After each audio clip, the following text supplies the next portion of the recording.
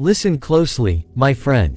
Women don't want you to hear what I'm about to say. Why? Because once you understand this, their entire playbook becomes useless against you. Most men go through life believing that women love the same way men do. Directly, loyally, unconditionally. But then reality hits hard. You give your time, your energy, your attention, your heart. And still, one day, you find yourself completely blindsided. One moment she's warm, affectionate, leaning into you. The next, she's cold, distant, acting like you're a burden. And you're left asking yourself, what did I do wrong? What changed? Am I not enough? Here's the truth no one tells you. You didn't do anything wrong. You just bumped into female nature. Unfiltered, unromantic, and brutally honest. Men suffer not because women are evil. Men suffer because they misunderstand the game they're playing. Today, I'm going to show you the hidden patterns behind how women choose, test, withdraw, and respond to masculine energy. Not the fairy tale version. The real version. The version that Machiavelli and the Stoics understood centuries ago. Once you see these patterns clearly, you stop being blindsided. You stop being manipulated. You stop giving your power away. You're about to understand women, and yourself, at a level most men never reach. Let's dive in. 1. The unspoken truth women keep hidden. Let's start with something raw. Men are taught that women love the way they do. But that's simply not true. Men love with ideals. Women love with instinct. A man falls for who a woman is, her looks, her charm, her personality. A woman, on the other hand, responds to what a man provides. Emotionally, mentally, physically, and yes, sexually. That difference creates the frustration most men feel but never dare to say aloud. Let me make this real for you. Meet Mark, 59 years old. A retired corrections officer from Missouri. Good man, hard worker, raised his kids right. After his divorce, he met Angela, 55, warm, attractive blonde, working at a local medical clinic. Their chemistry was electric from the start. She laughed at his jokes, touched his arm during conversations, gave him that feminine energy he hadn't felt in years. Mark thought her desire came from emotional connection. But here's the brutal reality. Angela's desire didn't come from feelings alone. It came from what she felt from him. His steadiness, his assertiveness, his grounded presence, his sexual confidence. When he showed up as that man, she responded. When he slipped into insecurity, over-explaining, or trying too hard, her desire cooled down instantly. Mark believed her interest was built on history and emotions. But Angela's desire was built on energy. Women rarely verbalize this because it sounds harsh. But the truth is, a woman's desire is conditional. A man's desire is not. Men want a woman because of who she is. Women stay attracted to a man because of how he carries himself over time. Mark learned this the hard way. One week, Angela was all over him, texting first, initiating plans, leaning into him on the couch. The next week, he became clingy. He started overthinking her silences. He asked, "Is everything okay?" 3 times too many. He stopped being the grounded man she was drawn to. And suddenly, she wasn't as warm. Not because she stopped loving his personality, but because the energy that pulled her in had vanished. Women feel this instinctively. They talk about chemistry, spark, vibe. But all those words point to one thing: how your masculine energy makes her feel in her body. Women are drawn to men who provide emotional gravity, sexual certainty, and calm leadership. They pull away from men who need reassurance, who chase, or who place their worth in her hands. The Stoics understood this dynamic long ago. Marcus Aurelius said, "The happiness of your life depends upon the quality of your thoughts." When your thoughts are anxious and self-doubting, your body language follows. When your thoughts are calm, disciplined, and confident, your presence hardens, and women feel that too. And here's the kicker. Women expect you to know this without them explaining it. They won't say, "I need you to be stable so I can feel safe." They won't say, "If you act needy, I'll lose desire." They just feel it and react accordingly. Mark eventually rebuilt himself. He stopped using Angela's reactions as a measure of his worth. The moment he returned to being grounded, her desire came back. Not because he convinced her, but because he became the man her instincts respond to. The self-interest switch she always uses. Here's another bitter pill. Every woman has a self-interest switch running in the background.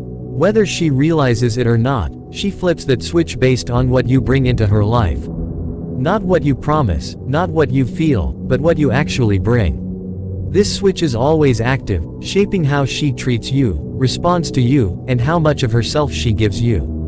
Most men operate on this belief. If I'm good to her, she'll be good to me. That's not how female psychology works. A woman responds to what benefits her in the present moment. Emotionally, socially, financially, physically. When being close to you serves her, she leans in. When it doesn't, she pulls away. That shift isn't personal, it's instinct. This is why you can spend months being her rock, her confidant, her emotional support. And then watch her grow distant the moment you stop providing something she values. She's not being cruel, she's calibrating, adjusting her investment to match what she perceives you're offering now. Here's the brutal pattern. When you elevate her life, she invests. When you drain her life, she withdraws. When you stay the same while she grows, she reevaluates you. When you grow while she stagnates, she fears losing you. Every man has lived through this dynamic, but few recognize it for what it is. They call it mixed signals, female confusion, or emotional swings. But at its core, it's the self-interest switch flipping on and off. And let's be clear, men have the same switch. They just lie to themselves about it. Machiavelli said, "Men are ungrateful, fickle, false, cowardly, and covetous." He wasn't insulting humanity, he was describing it. The world runs on self-interest. So do men, so do women. The difference is that women express it more indirectly. And men pretend they don't have it. This is where Stoicism becomes your advantage.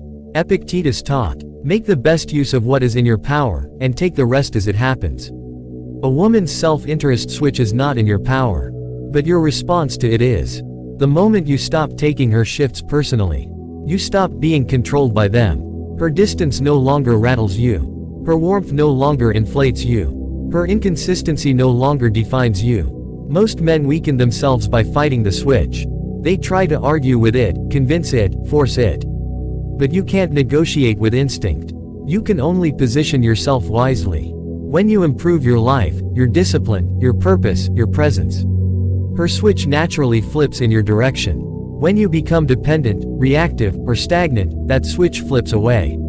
Here's the truth most men miss. A woman's self-interest doesn't make her bad. Your ignorance of it makes you vulnerable. Once you understand that women adjust their investment based on what they feel in the present, you stop expecting loyalty without value. You stop giving endlessly without receiving. You stop mistaking attention for affection, or affection for devotion. You start operating like a man who understands the game, instead of a man who suffers from it. 3. The loyalty test that exposes her true feelings. Let's get real. Every woman gives you a loyalty test, long before you ever realize it's happening. It's not announced. It's not written down. It's performed through her behavior when your value or what you bring to her life shifts, even slightly. And this test always reveals her true feelings. Not the words she says when everything is going well. Here's how it works. A woman stays close to you as long as being close benefits her, emotionally, socially, or practically. But the moment something changes in your world, your finances drop, your confidence dips, you get sick, you lose momentum, she automatically recalibrates. This is where you see the real version of her. Let me give you a real-life example. Thomas, 58, a former firefighter from North Carolina. Strong, dependable, recently divorced. After years alone, he started dating Valerie, 52, lively brunette, who owned a small bakery. At first, everything was effortless. She loved his stories, admired his strength. She'd say things like, "You make me feel safe." She soaked in his masculine steadiness because it made her feel grounded. Then Thomas had a shoulder injury that put him out of work for months.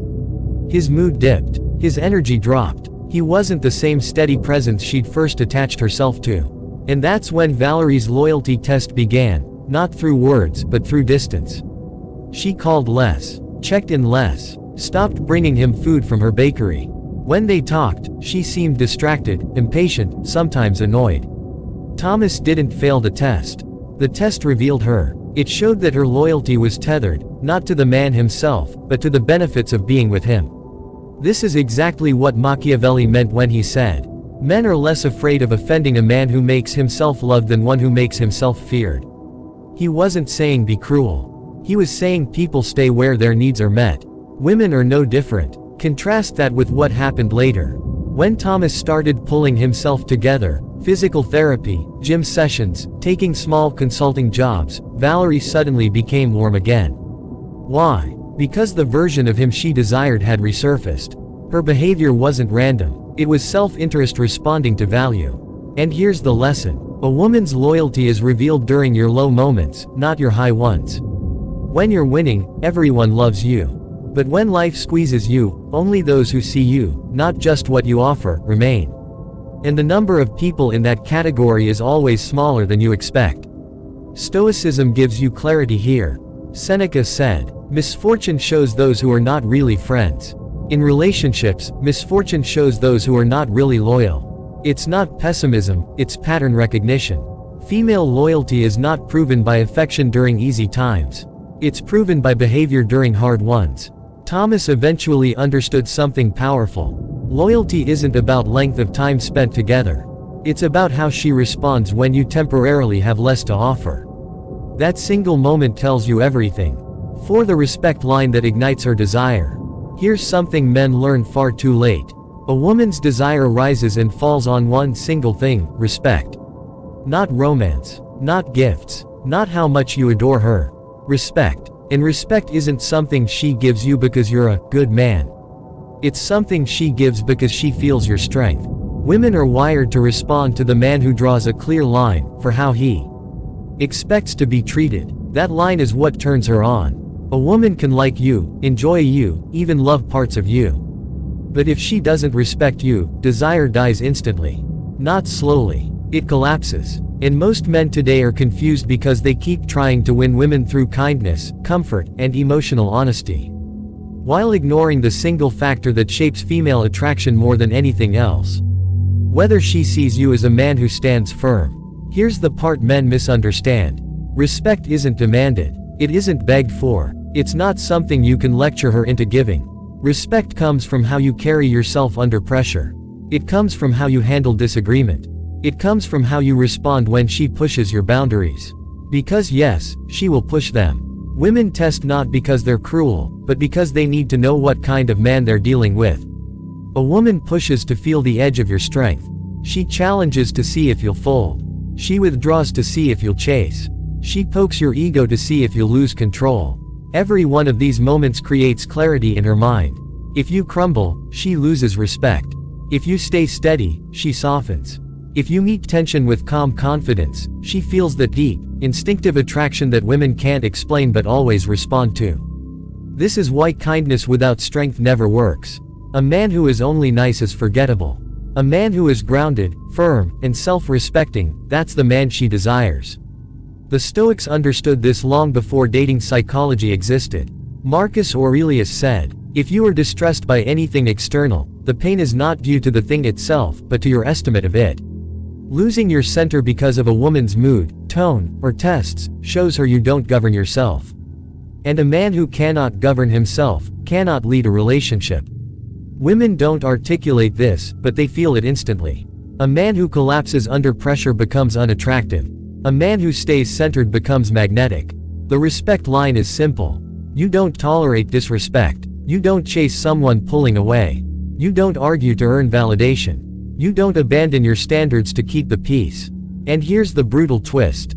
The moment you hold the line, the moment you show that you value your own dignity over immediate emotional comfort, desire spikes. Because your strength gives her something to respond to. Men who lack a respect line lose women slowly and painfully. Men who enforce it gently but firmly never struggle with attraction. It's not about dominance. It's about self-governance. A woman feels safest and most alive with a man she respects. 5. The boundary game she plays with men.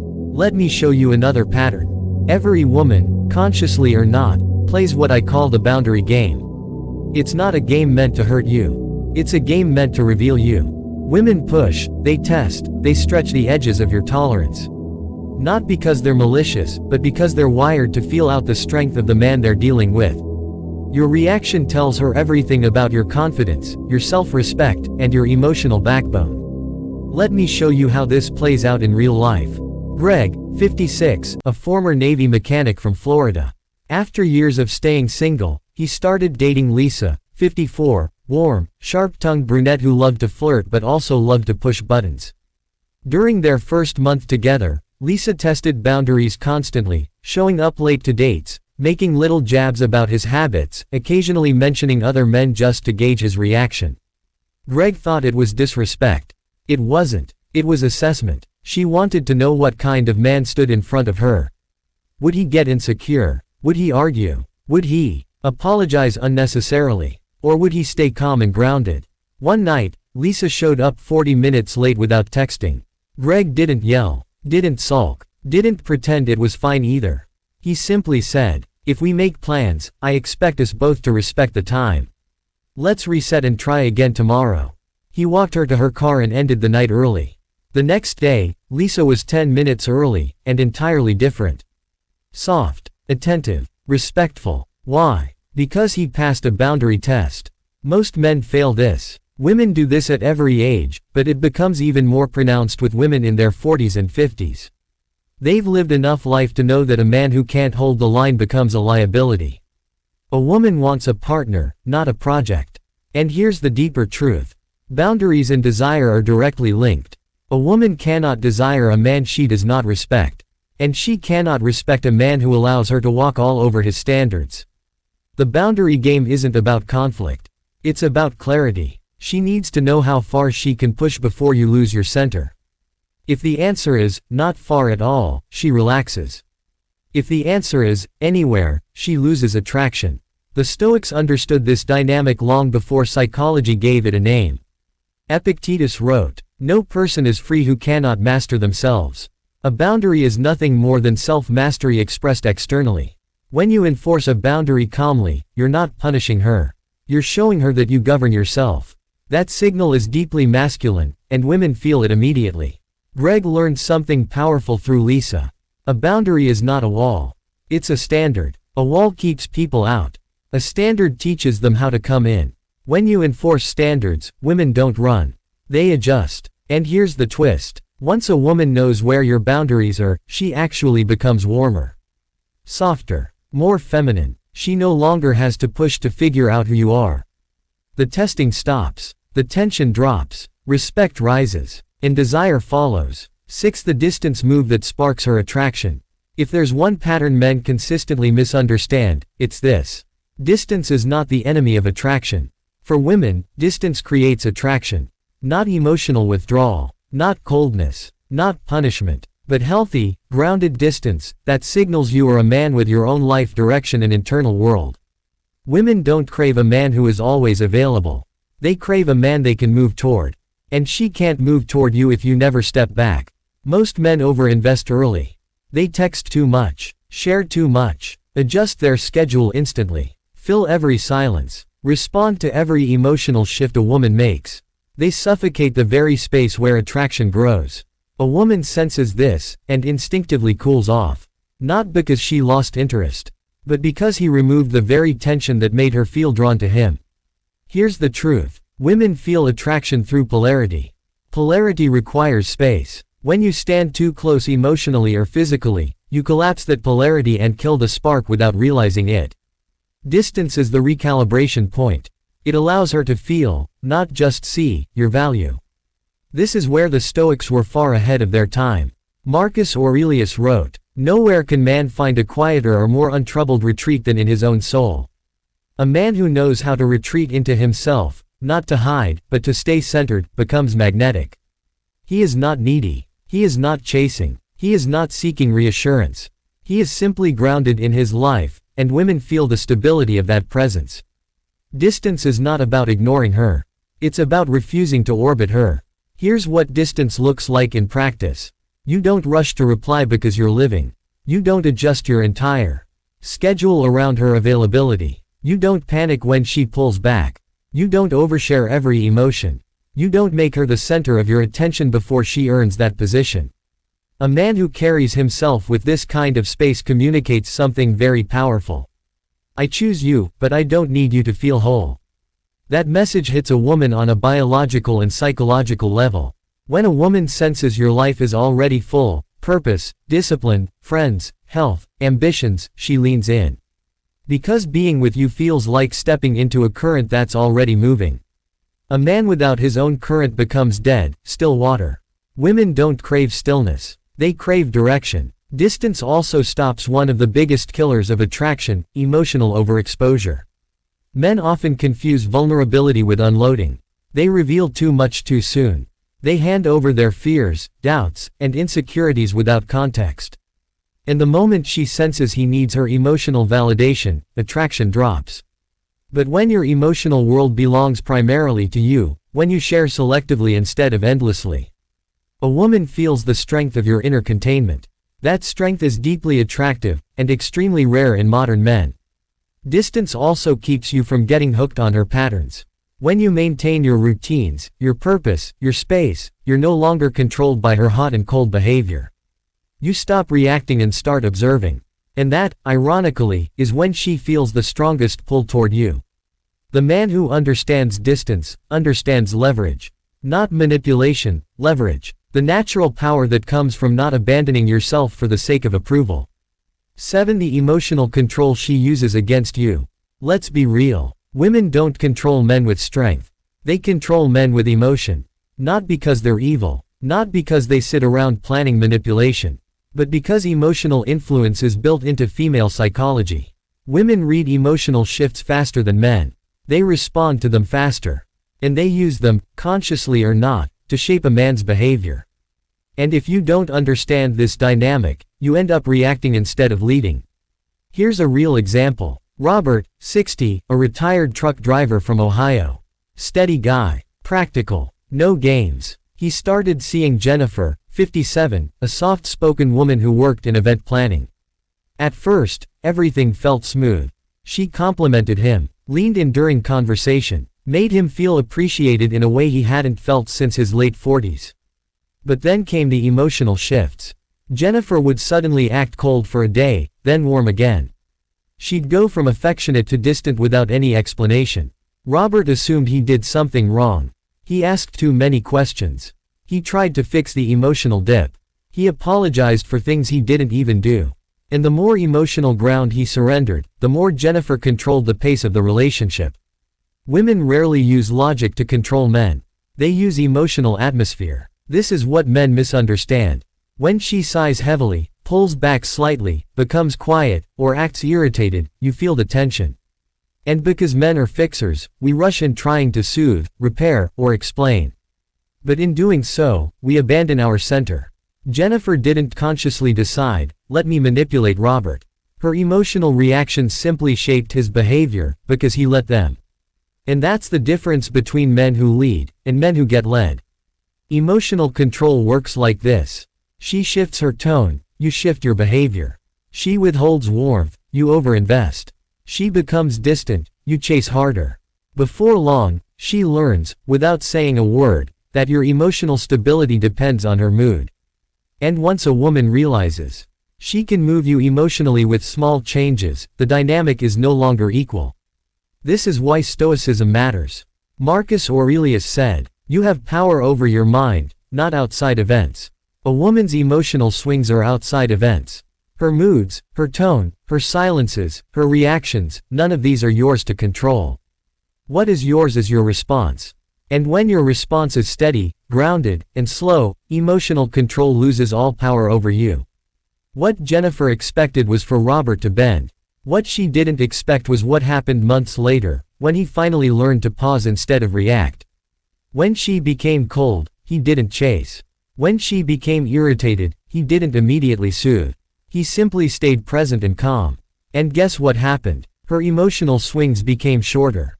Her respect grew. Her attraction deepened. Because emotional control only works on a man who abandons himself. Subscribe to the channel, because I'm bringing you the kind of content no one else is talking about. Take care of yourself.